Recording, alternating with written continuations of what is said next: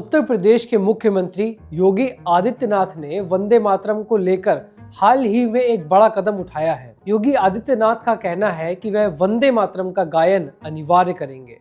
देखा जाए तो योगी आदित्यनाथ उन आवाजों पर सवाल उठा रहे हैं जो वंदे मातरम के खिलाफ हैं। पटेल के जन्मदिन का जश्न क्यों छोड़े और जिन्ना के कार्यक्रम में क्यों शामिल हो, यह वह खास सवाल है जो उत्तर प्रदेश के मुख्यमंत्री ने हाल ही में उठाया है। उन्होंने कहा कि जन गण मन और वंदे मातरम उत्तर प्रदेश के सभी स्कूलों में गाए जाएंगे।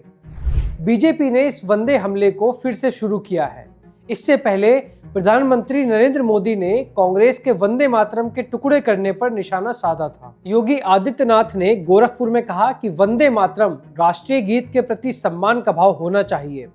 अब यह केवल लौह पुरुष सरदार वल्लभ भाई पटेल के साथ ही राष्ट्रगीत वंदे मातरम भी उत्तर प्रदेश के हर विद्यालय में गायन इसका अनिवार्य करेंगे।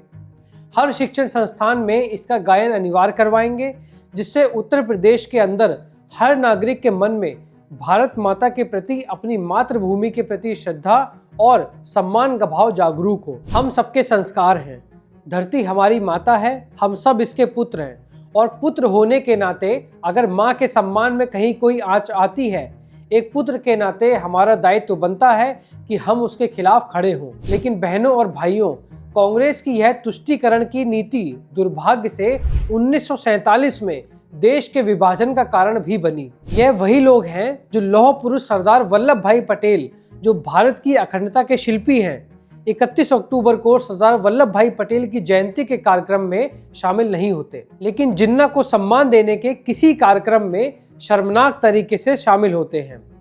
यह पूरा वाकया दरअसल 7 नवंबर का है, जब हमने इस राष्ट्रीय गीत की 150वीं वर्षगांठ मनाई थी, जहां वंदे मातरम के पूरे छंदों को संगीतकारों द्वारा प्रस्तुत किया गया था, ना कि वह संपादित संस्करण जिसे 1950 में हमारे राष्ट्रीय गीत के रूप में स्वीकार किया गया था।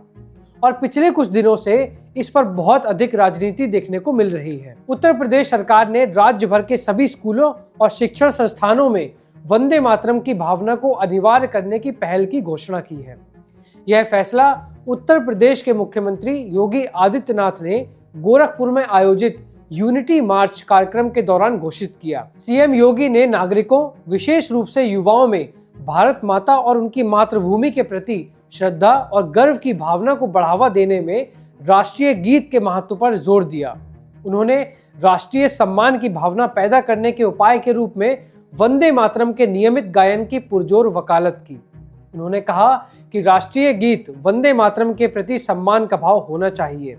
हम उत्तर प्रदेश के हर स्कूल और शिक्षण संस्थान में इसका गायन अनिवार्य करेंगे। योगी आदित्यनाथ ने भारतीय संस्कृति और राष्ट्रीय भावना में गीत के महत्व को रेखांकित करते हुए यह बात कही। कुछ समय पहले प्रधानमंत्री नरेंद्र मोदी ने 1937 में वंदे मातरम के टुकड़े करने को लेकर कांग्रेस की आलोचना की थी।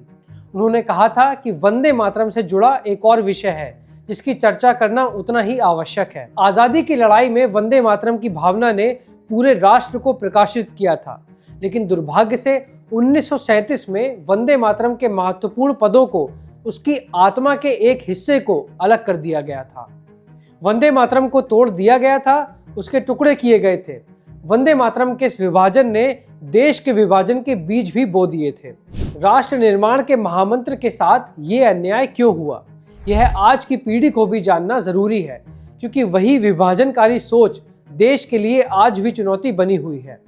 इससे स्पष्ट होता है कि प्रधानमंत्री नरेंद्र मोदी भी 1937 में वंदे मातरम को तोड़ने के लिए कांग्रेस पर निशाना साध रहे हैं।